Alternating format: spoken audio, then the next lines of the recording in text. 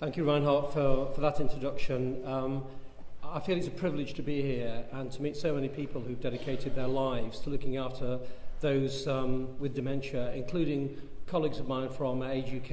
And one of the reasons I moved to the charitable world from the academic world is because I wanted to make a difference. And I can see that in this conference, that you all are making a difference day by day. And it might not be noticeable, but it's there. And the difference we want to make in Age UK in respect of science is to identify and support really robust and rigorous science that will give us the knowledge and the evidence to make a difference for other people. Of course, Age UK is interested in dementia, and of course we're interested in the timing of the diagnosis and the post-diagnosis care and support. Of course that's the case. And many local Age UKs, of which there are 170, are drawn into that domain because of the organic pressure from the older community around them. But we are Age UK, not Dementia UK, and therefore our primary interest is on lifelong ageing. And so that will be my perspective for this afternoon, and I want to leave you, my aim will be to leave you with a sense of optimism, about yourself, because we're all interested in looking after our brains, but secondly, for those who we care and offer support for. So my overview is 3 main points. 1, a little bit to steal Stuart Parker's thunder about population ageing and the prevalence of disease, because ageing is the key risk factor for dementia, and as you'll see, longevity has got a lot to answer for, as well as being a wonderful social achievement. Secondly, what do we know about brain ageing? What's the evidence? How does it look? What's the landscape like? And thirdly, some great OK phrases that we're all familiar with: risk reduction, protective factors, and interventions themselves. So my first scientific slide is all about the origin of longevity. Not many scientists, not many people working in the field of aging know these data. These are drawn from the Max Planck Institute in Germany, and I want to start with modern humans. And you can see top right-hand corner, almost everyone today has almost 100% chance of living until reproductive age, that's maturity. Then after that, if you look to the left, we'll all live for about 70 years. That's not always been the case. I don't know if you can see these data, a bit faint there. In the centre of the screen, those are data from 18th century Sweden, from the church books and from studies of Neolithic hunter-gatherers in East Africa. They've only got a 60% chance of living till they have children, and then only maybe 40 years after that to live, as opposed to 70. And then down at the bottom there, you can probably see those there. Those are our evolutionary antecedents, gorillas, chimpanzees, baboons, capuchins, and so on. Right, that's all very interesting. What's the point? The point is this. How did we get from our primate ancestors to Neolithic or 18th century humans? I'll tell you. 5 million years of evolution, natural selection, and genetics. But now, how do we get from the Neolithic and 18th century humans to the present time? Well, you can see that 5 million years produced 20 years extra in longevity. Moving from 18th century humans to the present time is 250 years, and we improved it by about 40 to 50 years. So in other words, 250 years of social improvement, doing all the things that you and I do. That's improving the environment for other people, that's improvements in health, standards of living, redistribution of wealth, and so on, have produced this increase on longevity. The paradox is the longevity produced the great prevalence that we see now of neurodegenerative diseases, and we're looking to the same factors which produce that longevity to cure those. And if we go on to look at longevity and risk reduction, over the last 100 years, 1900 to 2000, you can see that at every age, 85, 90, and 95, the risk of death has been reduced. Now, what are the implications of that? The implications of that are that for dementia, the incidence of dementia is now thought to be falling. But because everybody, including the oldest old, has a reduced risk of dying at any stage in their life, the absolute numbers of people with dementia is going up. And there's another implication. Not many people look at this. I drew this illustration from the Daily Mirror, in actual fact.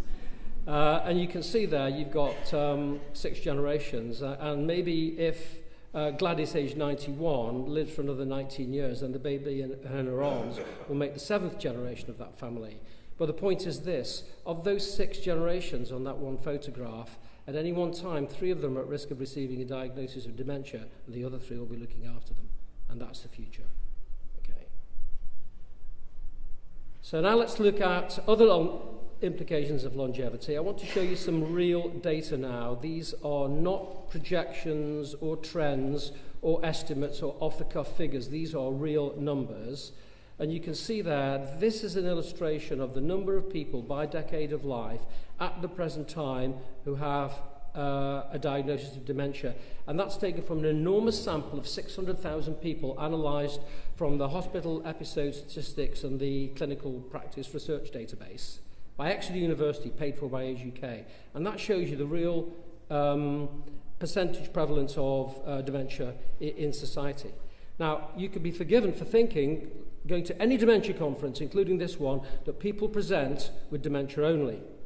The next slide shows you what else they present with. So if you look at the second line up for dementia, if you have a diagnosis of dementia, you've got a 27% chance of having coronary heart disease, 22% chance of stroke and diabetes, 65 for hypertension, 34 for depression, and 23 for chronic kidney disease. And to impress that observation even further, this graph, or these data, show you the number of conditions that anybody with dementia is likely to have. So keep your eye moving from left to right, which is age, on the green, the red, and the blue, the 3 bottom colours there, and you can see all of them have got one thing in common: they all expand with age. So that by the time you're 90 to 94, 30% of all people will have at least 6 chronic long-term illnesses. So that's a little bit about aging and a little bit about why we see such high prevalence of comorbidity, including dementia, in later life. Now let's have a look about what we know about the brain. That's a great photograph, courtesy of the Museums of Scotland. And that's John Dixon, who was not only looking at a plastic 3D print-off of a brain, that's his brain. And it was taken as a result of over 10,000 different images over a period of time. And what that image shows you are the 2 cerebral hemispheres with all the folds on them, the folds being there to increase capacity for the number of grey cells. And the number of grey cells there is 20 billion. So there's huge overcapacity in the brain. There are another 80 billion neurons in the bit below his hands, beneath his hands. That's the cerebellum, which controls our movement, posture, and attitudinal positioning of the body. And then let's look at the white matter. So the folds of the brain of the cerebral hemisphere is largely consisting of grey matter, so called because under a slide it's got nuclei which make them look grey. In actual fact, if you've seen a living brain, it's pink. This is the white matter. So there's John Dixon looking at his own white matter, and the white matter are the fibrous connections between the grey cells. In you and I, most of the people in this room, men have got about 180 kilometres of white matter in their brain, and women have got about 150 kilometres, simply due to the size difference. No functional implications to be taken from that. That white matter, well, let me give you another one then. Men have got 6.5 times more grey cells than women, but women have got 10 times the number of fibres connecting theirs, and there's huge redundancy. So if we talk about the connected brain, well, the connected brain is the female brain, not the male brain. But white matter also degenerates, but it degenerates by the law of 1%, so 10% per decade. Now, there's huge overcapacity in the brain, so I wouldn't like you to leave the impression that it's all going one way. Some parts of the brain are highly stable. And it's not just the numbers of cells, it's their function as well. The synapses, the transmitter substances, the hormonal release within the brain, the blood supply, all of it changes with age. Now, what are the implications for function? Let me go back one. Whoops. Let me go back one. There we go. Right. I want you to watch what happens to your brain and mine over the period 20 years to 90.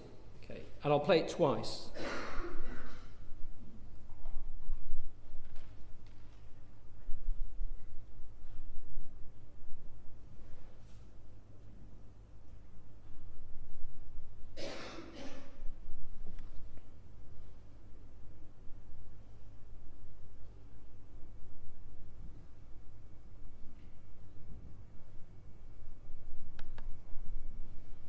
Let me try and run that again.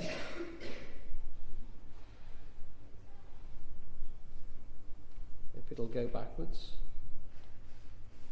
Too much. Okay.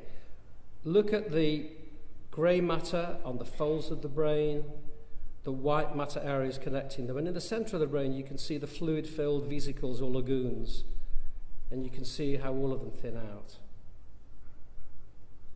That is absolutely fascinating in my view. Okay.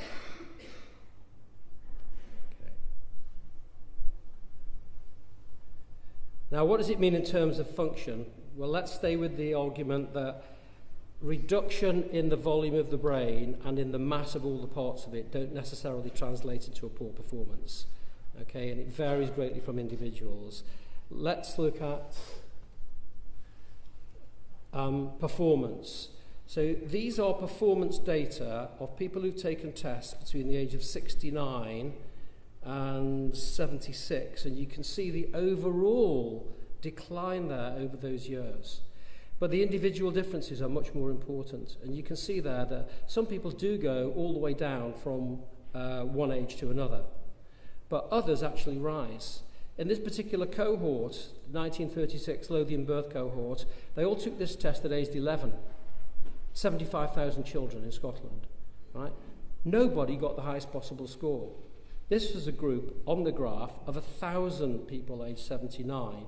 12 of them got the highest possible score. I just love that. I think that's absolutely brilliant. Okay? So, although it goes down, it doesn't go down for everyone, and there are huge individual differences. Now, let's have a look at particular functions of the brain, as well as general thinking skills. Okay, episodic memory, that's a function of the lower parts of the brain in conjunction with the frontal lobes. It's how you remember one moment to another. So the only reason I can remember how to say the sentence is because I can remember what the beginning was as well as the end, and that's episodic memory. And you can see that goes down with age. And if you look at what we call fluid intelligence or reasoning, how do I cope with my students at my university? I'll tell you in a moment. Perceptual speed is going down as well, but look at this one. Vocabulary goes up. Maturity of function develops. The sagacity of old age enables me, through my crystallized knowledge, to get the better of my highly fluid students. So although some of it goes down, not all of it does. Now let's look at risk reduction, protective factors and introductions. Well, this is the big question. Why do people of the same age vary markedly, as we saw there, in their cognitive and brain health? Well, the biggest factor, about half the variation, is childhood IQ. So if you're pretty sharp at 90, half of that is explained by how smart you were when you were a child at school. But then we've dealt with it. We then got to deal with the other half. And of the other half, brilliant news, only 25% is due to your choice of parents. Okay? 75% of it is all about the environment. And guess what we have? We have control over our environment. So our sleep, our stress, our physical activity, our nutrition, our friendships, the way we lead our lives, right? That's 75% of the story. Okay, so we've got a huge amount of control then on how we age. Now, protective factors, these are factors which decrease the chance of cognitive decline and dementia. And we're talking about, you've seen these, not smoking, more education, low allostatic load, don't get stressed out. Is that what it tells you? Right? A less shrunk brain, physical activity, professional occupation. The more demanding your professional occupation, not just intellectually but socially as well, the better it is to preserve your brain capacity. Bilingualism, speak a language, that's great news for you. Right? A less shrunk brain. And then factors which appear not to make an independent, these will surprise you, these appear not to make an independent causal contribution to cognitive function. Caffeine and alcohol. Okay. Do you know what I really loved about those tests was that the people who did best on the test age 79 were the ones who drank the most alcohol. I really loved it. But the explanation wasn't the alcohol. The explanation was when they were aged 11 and after they did well at school, they qualified, they assumed a professional environment in their work, and all the other decisions apart from drinking were right. The alcohol was just a bystander. And the same, this is a longitudinal study, the same for caffeine. Body mass index, I can really relax now, can't we? Cholesterol. Cholesterol's got a really bad name, but actually it's a vital component of ordinary metabolism, so I don't get too wound up about that. And then social intellectual engagement. Okay. Now, as you know from the discussion recently on nutrition, there's a huge controversy about scientific advice in health. Well, we got together with the AARP in the United States to produce a reliable source of information on brain aging because of this very problem. Now, this is my last slide. And the first area, these scientists, and we're talking about Marilyn Alberts, we're talking about Linda Clare, we're talking about Arthur Kramer, the really big names from physical activity and brain health. Now, we put their feet to the fire, and we said to them, you've got to sign up to what you say now, because we're going to go public with this. And they I was on an 8-hour telephone conversation to Vancouver, where they held a meeting in order to discuss the science. Absolutely fascinating. These are the unequivocal statements that they've made about physical activity, exercise and cognition. Number one, physical activity has a positive impact on brain health, whether that's a physically active lifestyle or targeted exercise, going down the gym or whatever. Secondly, people who participate in targeted exercise, so jogging, swimming, really hard exercise in sport, they show beneficial changes in their brain structure, all the things we were talking about, and their function. And finally, people who lead a physically active lifestyle have a lower risk of cognitive decline. So you too can be one of those who goes up instead of down. Thank you for listening.